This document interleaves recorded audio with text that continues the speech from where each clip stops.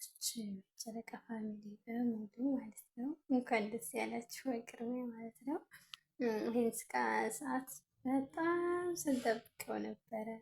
ምክንያቱም ታፋቸው ይውጣ ማለት ነው። እግዚአብሔር ይመስገን ዛሬ ካፉ ወጥቷል ቡቡ። እየሳኩ ነበር እኔ ግን ማለት ነው። ስራው ስቆይ ማለት እንዴት እንደሚባለው ምናምን ሲል ግን እኔ ከመጀመሪያ ስሰማ ምናምን እውነት አልመሰለኝም ነበር። ማለት ፍራንክ ላይ ያደረገን ነው ወይስ ምንድን ነው ምናምን እያልኩ ምክንያቱም እኔ የማስበው በራሴ ሀሳብ በውስጥ ጨርሰው እንደሚፋቀሩ ተነጋግረው ምናምን በአንድ እየኖሩ ነበር ማለት ነው የሚመስለኝ። ፊት ግን አሪፍ ትምህርት አስተላልፈዋል። በነገራችን ላይ ትምህርትም ናቸው እነሱ ሁሌም ቢሆን ትምህርት አላቸው ልጆች እና ማለት ፊት ቡቡ እንትሮ ሲያደርግ የሆነ ስርፍ አድርጎ ነበረ። ስሙ ጠፋኝ ላይ እንዳደረገ ማለት ነው። ለሀይሚ ፍቅርን ግለጽላት ሲባል በገልጽላት ደስ ባይለኝ ነበር፣ ግን አሁን ጊዜው አይደለም። ብዙ አላማ አለኝና ጊዜው ሲደርስ ፈጣሪ ካለ የኔ ካረጋት ይዛን ይገልጽላታለሁ ብሎ ነበር እና ፈጣሪ ፍቃዱ ሆኖ ዛሬ ገልጾላታል ማለት ነው። ግን 2 ዓመት ከ1 ወር ሁለቱም በጣም ጠንካራ ናቸው። ማርያምን ታላደንቃቸው አላልፍም። ምክንያቱም እንደዚህ በቃ በልባቸው እየተፋቀሩ ግን በቃ ታይነጋገሩ እንደዚህ መኖር በጣም ከባድ ነው እና በጣም አደንቃቸዋለሁ። ጨረቃዎቼ፣ የኔ አበባዎች ማለት ነው፣ ድምቀቶቼ፣ የድብርቴ ደውል ለበዳዮቼ ማለት ነው። እግዚአብሔር እስከ መጨረሻው የተባረከ ትዳር ያደርግላችሁ ማለት ነው። እና ደግሞ ብዙ ትምህርት አለው ላዳመጠው ሰው ማለት ምንም ሆነ ምንም አለመቸኮልን ማለት አንድ ሰው ብዙ ሰው እኮ አለ እንደዚህ ፍቅሩን ጀምሮት ሳያልቅ የቀረ ማለት ነው በመቸኮል። ገና የሰው ልጅ እኮ እንኳን አይደለም 2 ዓመት ወር ለራሱ አብሮት አይቀመጥ። አፈቅርሻለሁ አፍቅርሃለሁ ተባብለው ያ ፍቅር ደግሞ መልሶ ወር ሳይቆይ የሚበተን ፍቅር አለ። እነዚህ ግን ፍቅራቸውን በውስጣቸው አምቀው ይዘው 2 ዓመት 1 ወር አብረው መቀመጥ በጣም ከባድ ነው ከሚባለው በላይ ማለት ነው። እና የነገው መልስ ደግሞ እየተጨነቃቸው ነበር አንዳንድ ምንም አይሆንም፣ ምክንያቱም እነሱ በልባቸው የሚፋቀሩ ልጆች ናቸው ሲጀመር እና ቡቡን በጣም ጨንቆኛል እያለ ነበረ። ሀይሚ እንትን ያስለቀሳት ነገር ደግሞ ይከብዳል። አያስለቅስም ብዬ አላምንም። ምክንያቱም እሷን ያመጧት እንደ ቀልድ ወይም ምፍታህ ላስተዋወቅሽ ምናምን በማለት ነው እና ያንን ደግሞ እሷ አልጠበቀችውም አላሰበችውም እና አንድ ሰው በቃ በውስጡ የሚያፈቅረው ሰው እንደዚህ መባል ይከብዳል። አላድለው ብዙ ነገር ይፈራረቅባታል እና አለማልቀስ አይቻልም። በጣም ነው የሚከብደው። በምትወዱት ሰው እየወደዳችሁ 2 ዓመት ተቀምጣችሁ አፈቅርሻለሁኝ በሱ መባል በጣም ከማንም በላይ ስሜታዊ ያደርጋል፣ ከማንም በላይ ያስለቅሳል እና አለማልቀስ አይቻልም። እግዚአብሔር እስከ መጨረሻችሁ ድረስ ያደርግላችሁ።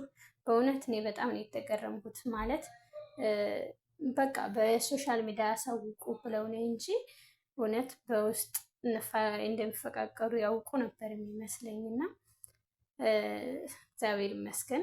የጨረቃ ፋሚሊ እንግዲህ ዛሬ ተመልሶላቸዋል እና ብሩክን የምትረብሹ ሴቶች እረፉ፣ እንዳትጽፉ ተብላችኋል ማለት ነው። እረፉ እና ለሁሉም ጊዜ ያለው ብሏል ቡቡ። እና ደግሞ በዚህ ላይ አንድ ትምህርት ሰጥቷል ማለት ነው። ብዙ ትምህርት አለው ላዳመጠው ሰው ማለት ነው። አንድን ሰው ከታች ከመጀመሪያ ማለት ምንም ሳይኖራችሁ ግን እኮ ይቅርታ አድርጉልኝና አንድን ሰው ምንም ሳይኖረው የምትወድ ሴት በጣም ንጹሕ የሆነና ወደፊት የሆነ ስርፋ እንደርሳለን የምትል ሴት ናት። ወንድም እንደዛው ማለት ነው። አንዳንድ ሴት እኮ ምን አለው ወይም ወንዱም እንደዛው ይልና ጣጣም ወይም ደንታም ኑሮት ለሰው ቦታ አይሰጥም። የምሬን ነው እግዚአብሔርን እና እነዚህ ልጆች ምንም ሳይኖራቸው ራሳቸው እግዚአብሔር ቢያገናኛቸውም ግን እንደምንም አጠናክረው እዚህ ደርሰዋል። ምንም ሳይኖራቸው አሁን ቁም ነገር ላይ በመብቃታቸው ራሱ እግዚአብሔር ይመስገን ነው። ከማንም በላይ የሚያስደስት ነገር ነው። ግን ታይለያዩ እዚህ በመድረሳቸው እና ቡቡ ከሷ ሌላ አሁን ሴት ቢመጡ እንኳ እኔን ፈልገው ወይም እኔን ብለው ሳይሆን ያለኝን ነገር ብለው ነው እና እኔ ከድንገት ይሄ ያለኝ ነገር ቢጠፋብኝ እንኳ እነሱ ጥለውኝ አለመሄዳቸው እኔን አለመጣላቸው እርግጠኛ አይደለሁም ብሏል። ይሄን ስል ደግሞ ሀይሚን ጥቅሟን እየፈለግኩኝ ሳይሆን ለእኔ የምትገባኝ ሴት የምትሆነኝ ሴት እሷ ናት ብሏል። ምክንያቱም ምን መሰላችሁ፣ አንድ ሴት ወይም አንድ ወንድ እስከ ማንነታችሁ ትሆነኛለች ይሆነኛል ብሎ ማፍቀር በጣም ይከብዳል እና እስከ ማንነታቸው ነው ተቀባብለው የኖሩትና የእነሱ ፍቅር በጣም ደስ የሚል ፍቅር ነው። በዚህ ላይ በህፃንነታቸው የተገናኙ ልጆች ናቸው።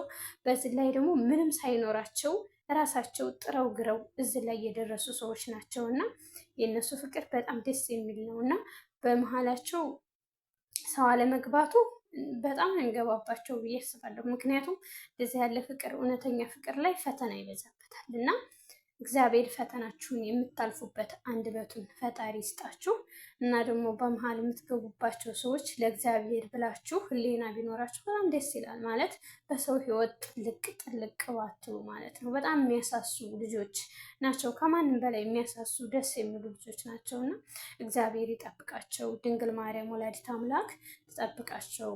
በጣም ደስ የሚል ቀን ነው። ከማንም በላይ ከምንም በላይ የሰው ልጅ እስከ ማንነቱ መቀበል በጣም ከብዳል። ማለት ከመጀመሪያ ጀምሮ አንዳንዶቹ በቃ አብዛኛው የሚባለው ነገር ያለውን ነገር ሰው ያለውን ነገር በማየት ነው እና ንጹሕ ልብ ያለው ሰው ነው ከሌለው ጀምሮ ተነስቶ የሚያፈቅረው ማለት ነው እና በጣም አስተማሪ ልጆች ናቸው። እግዚአብሔር መጨረሻችሁን ያሳምርላችሁ። በስደት ያላችሁ እህቶቼ ከኃጢአት በስተቀር ያለውን የልባችሁን መሻት ሞልቶላችሁ ለሀገራችሁ ያብቃችሁ። እኛንም በሰላም ለቅድስት ሀገራችን ያብቃን ማለት ነው። የኔ ውዶች ተቻላችሁ አበረታቱኝ፣ ካልቻላችሁ ደግሞ ግድ አይደለም ማለት ነው። ተቻላችሁ ግን አበረታቱኝ። ይወዳችኋለሁ።